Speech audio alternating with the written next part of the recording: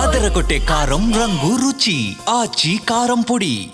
ఒక 3 రోజుల కిందట హరీష్ రావు గారు ఒక ప్రెస్ మీట్ పెట్టినారు తెలంగాణ భవన్లో. ఏమని మాట్లాడినారు? సింగరేణి కాలరీస్ ఏదైతే ఉన్నదో అక్కడ 1000 కోట్ల బొగ్గు కుంభకోణం జరిగింది. దానిలో ప్రధాన ముద్దాయి రేవంత్ రెడ్డి గారి బావమరిది సృజన్ రెడ్డి.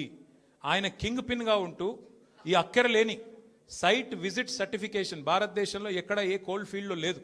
అదొక కండిషన్ పెట్టి, ఒక నిబంధన పెట్టి కాంట్రాక్టర్లను రింగు చేసి బెదిరించి ఫోన్ ద్వారా నేరుగా మాట్లాడి, నేను ముఖ్యమంత్రి బావమరిదిని మాట్లాడుతున్నా, మీరు టెండర్ వేయొద్దు, మీరు వేస్తా అని చెప్తే నేను సర్టిఫికెట్ ఇయనియా సింగరేణి నుంచి అని బెదిరిస్తున్నాడు.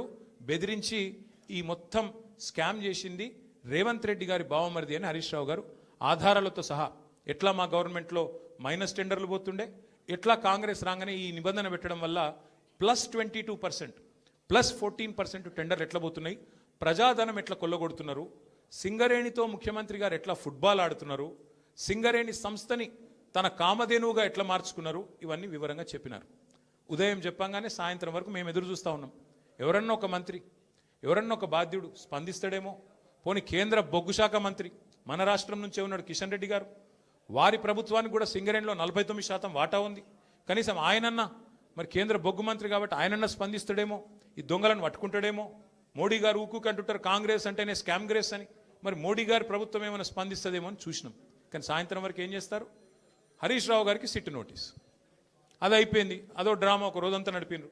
హరీష్ రావు గారు లోపల పోయినరు, ఉల్టా క్వశ్చన్లు వాళ్ళనే అడిగిండు, వాళ్ళకి ఏం చెప్పాలన్నా తెలియలేదు, నీళ్ళు నమిలినరు, అయిపోయింది. ఇప్పుడు మళ్ళా ఇక డైలీ సీరియల్, అదే సీరియల్ ఉంటుంది కార్తీక దీపం అని, అది మనసు మమత,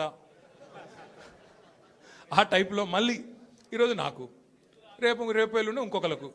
ఇది ఒక టైంపాస్ ప్రోగ్రాం తప్ప ఇలా అయ్యేది ఏమీ లేదు, వచ్చేది ఏమీ లేదు. ఇవాళ రేవంత్ రెడ్డి గారు ఆయన దొంగ కాబట్టి, అడ్డంగా దొరికిన దొంగ కాబట్టి, ఇంకా దొంగ పనులు చేస్తూనే ఉన్నాడు కాబట్టి, అదేదో సినిమాలో బ్రహ్మానందం గారు దొంగ ఉంటాడు, ఉరుకురికి దొరికిపోతుంటాడు. అట్లాగే ఈయన కూడా, ఈయన స్పెషాలిటీ ఏంటంటే ఉరికి దొరికిపోతాడు. ఉత్తాయన సింగరేణిలో దొరుకుతాడు, మూసీలో దొరుకుతాడు, హైడ్రాలో దొరుకుతాడు, ఎక్కడ పడితే అక్కడ దొరికిపోతాడు.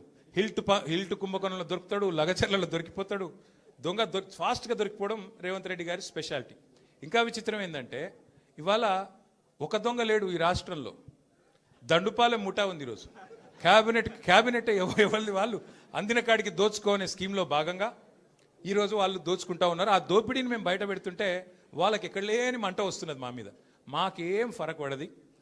మీకు తెలియదు కానీ మీడియా వాళ్ళు మీరు కూడా మాకు తెలియకుండానే సాయం చేస్తున్నారు.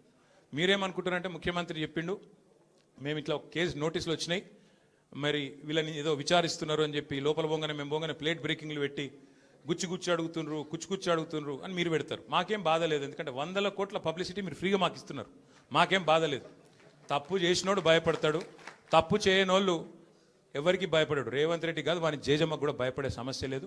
ముమ్మాటికి ఒకటి మాత్రం పక్కా, ఈ కేసు ఇంతటితో మేము వదిలిపెట్టాం. నా క్యారెక్టర్ అసాసినేషన్కి బాధ్యులైన రేవంత్ రెడ్డిని, ఆయన తొత్తులుగా పనిచేస్తున్న పోలీసులు కొంతమంది, అందరినీ కాదు, కొంతమంది పోలీసులు ఎవరైతే ఉన్నారో ఆయన తొత్తులుగా, ఆయన అడుగులకు మడుగులతో పనిచేస్తున్నారో వాళ్ళని నేను కూడా వదిలిపెట్టను. ఎందుకు వదిలిపెట్టను? ఎందుకంటే నా వ్యక్తిత్వం హననం చేస్తూ ఉన్నారు. లేని లింకులు అంటగట్టి, లేని రంకులు అంటగట్టి, నాకు ఇష్టం ఉన్నట్టు ఎవరెవరో యాక్టర్లకు లింకులు పెట్టి చిల్లర రాజకీయం ఏదైతే చేస్తున్నారో ఈ విషయంలో నేను మాత్రం వదిలిపెట్టను. మీరేదో ఇవాళ ముఖ్యమంత్రి హార్వర్డ్కి పోయిండు, ఆడ వచ్చిరాని ఇంగ్లీష్లో ఏం నేర్చుకుంటుండో ఏం తెచ్చిండో కానీ ఆయన వచ్చే వరకు టైంపాస్ చేద్దాము అని చెప్పి మీరు డ్రామా చేస్తున్నారు. మాకు తెలుసు, ధారావాహికలాగా నడుపుతా ఉన్నారు. మాకేం ఇబ్బంది లేదు. మీరు ఎన్నిసార్లు పిలిచినా వస్తాం, ఎందుకంటే చట్టాన్ని గౌరవించే పౌరులం. తప్పకుండా వస్తాం. మేము తప్పు చేయలేదన్న మాటనే చెప్తాము.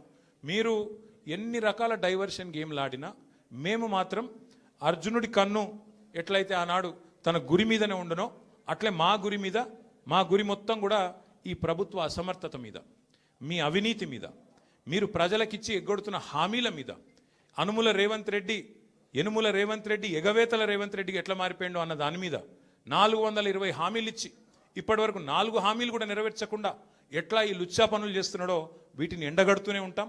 100% వదిలిపెట్టకుండా ప్రాణం పోయేదాకా పోరాడుతూనే ఉంటాం. ఎవరికి భయపడకుండా, ఎవరికి తలవంచకుండా నిఖార్సైన తెలంగాణ బిడ్డలుగా, కేసీఆర్ గారి సైనికులుగా, కేసీఆర్ గారిని తిరిగి ముఖ్యమంత్రి చేసేదాకా మేమందరం కలిసికట్టుగా పనిచేస్తూ ఉంటామని చెప్పి తెలియజేస్తూ